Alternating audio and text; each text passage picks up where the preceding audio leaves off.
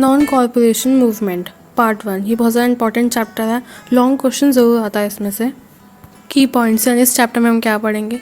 New era and Gandhi जीज entry, Mahatma Gandhi as a corporator, Rowlatt Act, Jallianwala Bagh incident, Khilafat movement, Gandhi as a non corporator. इसमें भी सब titles हैं जो हम इस चैप्टर में पढ़ेंगे आगे। न्यू एरा एंड गांधी जीज entry. In 1920 Gandhi ji took the leadership of Indian national movement और वो चीफ आर्किटेक्ट रहे इंडियन पॉलिटिक्स के टिल इंडिपेंडेंस तक। दैट्स वाई ये जो पीरियड है 1920 से लेकर 1947 तक का, इसे हम गांधीयन पीरियड कहते हैं। गांधी जी का एमर्जेंस जो है इंडियन पॉलिटिक्स में वो बहुत ही फॉर्चुनेट हुआ। ये कहते हैं अपॉर्चुनिटी, एक बढ़िया टाइम था, क्योंकि गोपाल कृष्ण गोखले, बाल गंगाधर तिलक और लाला लाजपत राय जी, ये तीनों ही मेन लीडर थे नेशनल मूवमेंट के। Gopal Krishna Gokhale ji was died in 1915 and Bal Gangadhar Tilak also left the world in July 1920 and the Lala Lajpat Rai was a moderate. तो इसी वजह से जो यहाँ पे गांधी जी का एमरजेंस हुआ बहुत ही अपॉर्चुनेट था। तो इसी वजह से गांधी जी ने लीडरशिप ले ली नेशनल मूवमेंट की further. Mahatma Gandhi as a corporator, Gandhi ji was greatly influenced by the Gokhale's political philosophy. उनकी आइडियोलॉजी, उनकी फिलोसफी से बहुत ज़्यादा इन्फ्लुएंस थे गांधी जी। गांधी जी को पूरा विश्वास था, फेथ था ब्रिटिश इंटेंशंस पे, और उन्होंने ये कहा कि जो ब्रिटिश है वो हमारे अगेंस्ट नहीं है, हमारे मतलब इंडियन पीपल के अगेंस्ट में नहीं है, उनके इंटरेस्ट में काम करती है।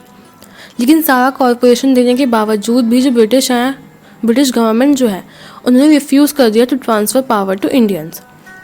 जो सारे नेशनल लीडर्स थे, जब ये सब हुआ वो डिसअपॉइंट हो गए इस चीज़ से, और उनका जो विश्वास था, फेथ था, वो लॉस्ट हो गया, कहीं खो गया। पर ही still remain as a corporator. कौन? गांधी जी। वो अब भी कॉर्पोरेटर के तौर पे रहे वहाँ पे, कि हाँ वो सही कर रहे हैं, ये भी उन्हें ऐसा लगता था। लेकिन जो सारे नेशनल लीडर्स थे वो ये कह रहे थे कि ये गलत है, उन्होंने अपना जो विश्वास था वो खो दिया। पर ये जो फेस था गांधी जी का एज अ कॉर्पोरेटर, वो बहुत ही कम टाइम के लिए रहा, क्योंकि बाद में कुछ इवेंट्स ऐसे हुए जिन्होंने गांधी जी का माइंड चेंज कर दिया। Rowlatt act and Jallianwala Bagh. सबसे पहला टॉपिक इसके अंदर है डिफेंस ऑफ इंडिया एक्ट। ये जो एक्ट जब पास हुआ तो ये एक्सटेंसिव पावर देने लगा ब्रिटिशर्स को टू सप्रेस द एक्टिविटीज़, जैसे ऐसी एक्टिविटीज़ जो कि इंडिपेंडेंस के लिए कोई असेंबली करता है या कोई इकट्ठा होता है, तो ऐसे एक्टिविटीज़ को दबाने के लिए ये पावर यूज़ होने लगी है एक्ट के थ्रू। ये जो एक्ट था ये वॉर के बाद, एंड ऑफ द वॉर ख़त्म हो जाना चाहिए था, लेकिन गवर्नमेंट ने ये डिसाइड करा कि ये कुछ और टाइम के लिए वो लगाए रखेंगे।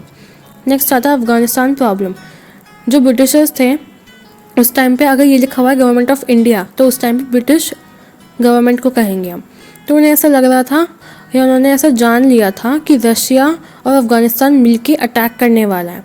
तो उन्होंने एक कमेटी बनाई थी जिसके जो लीडर थे वो जस्टिस रॉलेट थे, जिन्होंने ये काम किया था। उनकी ये ड्यूटी थी कि जो रिवोल्यूशनरी एक्टिविटीज़ हो रही है उसको जांचें और अपनी रिपोर्ट को सबमिट करें। Rowlatt act.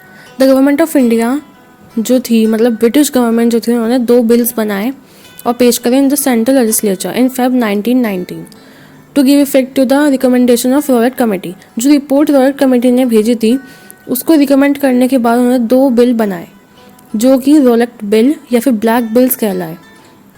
इस एक्ट के अंदर जो government of India, British government जो है, वो अपने पास अनरिस्ट्रिक्टेड पावर्स रखेंगी to control the press, to try the political offenders without the help of juries and to arrest and detain a person subjected of subversive activities of any length of time without holding a trial। इसका मतलब ये है कि उनके पास power होगी, unrestricted power, उस पर कोई भी पाबंदी नहीं लगी होगी, जिससे कि वो प्रेस को कंट्रोल कर सके। और ऐसे पॉलिटिकल जो लोग हैं, लीडर्स हो गए उस टाइम पे, बिना ट्रायल के वो उन्हें डिटेक्ट कर सके और बिना रीज़न के वो उन्हें अरेस्ट भी कर सकते हैं। अगर उन्हें लग रहा है कि ये ऐसी एक्टिविटीज़ कर रहे हैं तो वो उन्हें अरेस्ट कर सकती है और डिटेन कर सकती है विदाउट ट्रायल के। Opposition of Rowlatt act. इस एक्ट के अगेंस्ट में लोगों ने प्रोटेस्ट किया, और ब्लैक रॉलेट बिल्स के अगेंस्ट, क्योंकि उन्हें ऐसा बोला जाता है। स्ट्रॉन्ग अपोजिशन के बावजूद भी सेंट्रल लेजिस्लेचर और जो गवर्नमेंट थी उन्होंने एक्ट पास कर दिया। और ये जो नया एक्ट था ये भी स्ट्रॉन्ग अपोजिशन, इतना प्रोटेस्ट होने के बावजूद एक एक्ट था वो भी पास करा गया जो कि एनार्कियल एंड रिवोल्यूशनरी क्राइम एक्ट 1919 कहलाया। इफेक्ट ऑफ रॉलेट एक्ट 6 अप्रैल 1990 में गांधी जी ने कंट्री वाइड कैंपेन चलाया अगेंस्ट दिस एक्ट। उन्होंने टोटल हड़ताल बुलाई और कंट्री ने इसका अच्छा रिस्पॉन्स दिया। स्वामी श्रद्धानंद जो थे उन्होंने ऐसा ही एक कैंपेन चलाया दिल्ली में। जो पुलिस फोर्स थी उन्होंने उनका जो रास्ता था वो ब्लॉक कर दिया जहाँ से वो जा रहे थे। और बाद में क्या हुआ, उसके बाद जो कुछ ब्रिटिश सोल्जर्स थे उन्होंने शूट करने की सोची स्वामी जी को, लेकिन जो स्वामी जी थे उन्होंने उनका सामना किया। Police open fire which resulted in the death of 8 lives.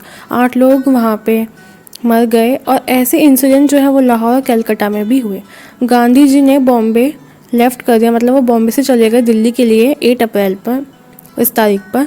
और जब वो जा रहे थे उनके वे में एक नोटिस भेजा गया जिसमें लिखा हुआ था कि वो दिल्ली में नहीं आ सकते, उन्हें परमिशन नहीं है, बैन है वहाँ पे एंट्री उनके लिए। और उन्होंने इस नोटिस को मानने से मना कर दिया और उन्हें अरेस्ट कर लिया गया। इसकी वजह से पलवार नियर दिल्ली इस जगह पर उन्हें अरेस्ट कर लिया गया और वापस उन्हें बॉम्बे भेज दिया गया।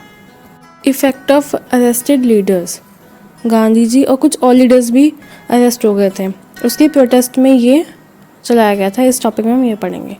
गांधी जी की अरेस्ट की न्यूज़ सारी जगह फैल गई थी पूरी कंट्री में। जो गवर्नमेंट थी उन्होंने 2 और लीडर्स को पंजाब के अरेस्ट किया था। अमृतसर के लोगों ने फिर उसके अगेंस्ट में प्रोटेस्ट किया था और जो डिस्ट्रिक्ट मजिस्ट्रेट थे वहाँ तक मार्चिंग करी थी। Military open fire on mob, जो लोग थे उनके ऊपर उन्होंने फायरिंग कर दी। 2 लोग मर गए और कुछ और इंजर्ड हो गए। People left their dead bodies on their shoulders and parades along the main street of, mail नहीं आएगा यहाँ पे, मेन आएगा, स्ट्रीट ऑफ अमृतसर। जब वो जा रहे थे तो वहाँ पे उन्होंने नेशनल बैंक को आग लगा दी और कुछ ने बैंक मैनेजर को मार दिया। इसमें 5 यूरोपियन जो है वो मर गए और कुछ सिविल बिल्डिंग में आग लग गई उस दिन। 10 अप्रैल 1919 में एक लॉ पास हुआ जो कि सिटी पे इम्पोज हुआ। जलियांवाला बाग इंसिडेंट 1990 में 13 अप्रैल को बैसाखी डे था। एक पब्लिक मीटिंग चलाई गई, हेल्ड हुई जलियांवाला बाग में जो कि अमृतसर में था। पीसफुल गैदरिंग पे जो कि मिस्टर हंसराज वहाँ पे लीडर थे वो उन्हें एड्रेस कर रहे थे लोगों को। Speaker 1 by 1 demanding the release of Gandhi ji as well as leaders of Punjab जो कि अरेस्ट हुए थे। प्रोटेस्ट किया जा रहा था रॉलेट एक्ट के अगेंस्ट में। और तभी वहाँ पे जनरल डायर आते हैं और बिना वार्निंग के वहाँ पे फायरिंग करने लग जाते हैं। उन्हें ऑर्डर दे देते हैं जो वहाँ पे सोल्जर्स थे कि इनके ऊपर फायर करो, जो इकट्ठा हुए हैं। फायरिंग जब तक चलती रही जब तक लोग वहाँ पे इधर उधर घूमते रहे, मतलब बचाने के लिए अपने आप को इधर उधर दौड़ते रहे। और जब तक उनकी गोलियाँ ख़त्म नहीं हुई या सब कुछ ख़राब नहीं हुआ तब तक वो रुके नहीं। जो सोल्जर्स थे फायरिंग करते रहे। डिफेंडेड आर्ग्यूमेंट्स, अब ये जलियांवाला बाग जो इंसिडेंट हुआ तो जो ब्रिटिश गवर्नमेंट थी वो अपने डिफेंड कर रही थी कि ऐसा नहीं हुआ था। उन्होंने, जो डायर थे, उन्होंने ऐसा बोला कि मैंने लोगों से खाली करने के लिए बोला था कि उन्हें 3 मिनट दी थी कि वो जलियांवाला बाग जो है वहाँ से चले जाए। पर ये कॉमन सेंस है कि 20,000 लोग जो वहाँ पे गैदर हुए थे वो 3 मिनट में कैसे वहाँ से जा सकता है, खाली कर सकते हैं उस जगह को। और ऑफिशियल रिपोर्ट के अकॉर्डिंग जो 400 लोग थे वो मारे गए वहाँ पे और कुछ 1000 वहाँ पे उन्हें चोट लगी as result of firing. Actually जो रियल आंकड़े थे या रियल रिपोर्ट थी वो कहीं बताई नहीं गई। उसमें ज़्यादा लोग मारे गए और इंजर्ड हुए ऑफिशियल फिगर से अगर कंपेयर करें तो। अब आता है हंटर कमेटी। हंटर कमेटी जो है वो जलियांवाला बाग इंसिडेंट को इन्वेस्टिगेट करने के लिए बनाई गई थी। हंटर कमेटी जो बनी थी या कॉन्स्टिट्यूट हुई थी वो 1990 अक्टूबर में हुई थी और उन्होंने अपनी रिपोर्ट जो है वो 1920 मार्च में सबमिट करी थी। नेक्स्ट आता है Hunter committee report. Hunter committee in its report also try to whitewash the conduct of British officers. ये सच बात है, छुपाने के लिए बनी कमेटी ने क्लीन चिट दे दी थी सारे ऑफिसर्स जो इसमें इन्वॉल्व थे, लेकिन जनरल डायर पे सिर्फ एक ही चार्ज लगा था। जो ब्रिटिश गवर्नमेंट थी उन्होंने जनरल डायर की सर्विस को रिकॉग्नाइज करने के लिए सॉर्ड ऑफ ऑनर दिया और कुछ 2000 यूरोज़ दिए गए। ये जो न्यूज़ थी, जिन्हें रिवॉर्ड मिला ये सब करने के बाद, जो गांधी जी थे उन्हें बहुत ज़्यादा शौक लगा और पूरी कंट्री को भी लगा। Congress demanded punishment to be awarded to person responsible for the firing, और उसके बदले वो इसलिए भी गुस्सा थे क्योंकि ये सब होने के बावजूद वो उन्हें ऑनर कर रहे हैं, बल्कि उन्हें पनिशमेंट देनी चाहिए। तो गांधी जी इसके बाद बहुत ज़्यादा शौक में थे और he lost all faith in British fairness and justice. खिलाफत मूवमेंट, ये सेकंड रीज़न था जिसकी वजह से गांधी जी जो हैं वो ब्रिटिश की जस्टिस से, फेयरनेस से उनके पूरा ही फेथ हट गया था, उड़ गया था पूरा फेथ, उन्हें विश्वास ही नहीं था। वो है Khilafat movement. The sultan of Turkey was accepted by the Indian Muslim as a spiritual head. और जो टर्की थे वो फर्स्ट वर्ल्ड वॉर में एक्सिस पावर जो इंग्लैंड के अगेंस्ट में थी उनके साथ जुड़े हुए थे। अब इंडियन मुस्लिम जो हैं उन्हें ये हो गया कि वो इंग्लैंड को सपोर्ट करें या टर्की को सपोर्ट करें।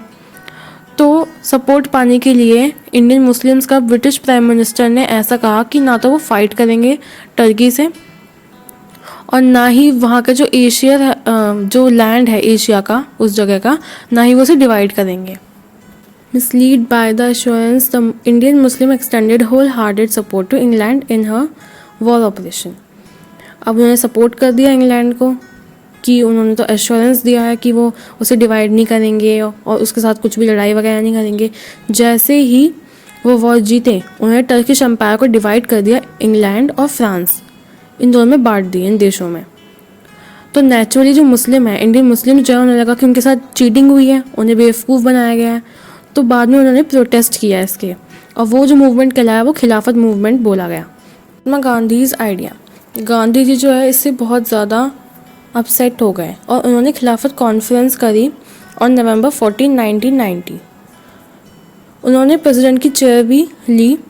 और फिर बाद में मुस्लिम कम्युनिटी जो थी या जो इसके अगेंस्ट भी प्रोटेस्ट कर रही थी, उन्होंने कहा कि तुम वाइसरॉय के लिए वेट करो, क्या पता वो कुछ थोड़ी हेल्प करें, जो ब्रिटिश प्रॉमिस करके गए हैं उसको निभाने के लिए। पर वो वापस डिसअपॉइंट होके आ गए, कुछ भी नहीं हुआ। फिर बाद में जो मौलाना शौकत अली थे और मोहम्मद अली, उन्होंने ब्रिटिश प्राइम मिनिस्टर से मुलाकात की इन मार्च 1920। लेकिन जो उन्होंने रिक्वेस्ट करी कि वो टर्किश जो सुल्तान है उनके बारे में सोचे या बेटर ट्रीट करें उन्हें, पर वो सब भी ख़राब गया, उसका भी कोई फ़ायदा नहीं हुआ। और बाद में टर्किश एम्पायर जो है वो डिसइंटीग्रेट हो गया और उन्हें फ्रांस और इंग्लैंड में बांट दिया गया, उसका कोई फ़ायदा नहीं हुआ।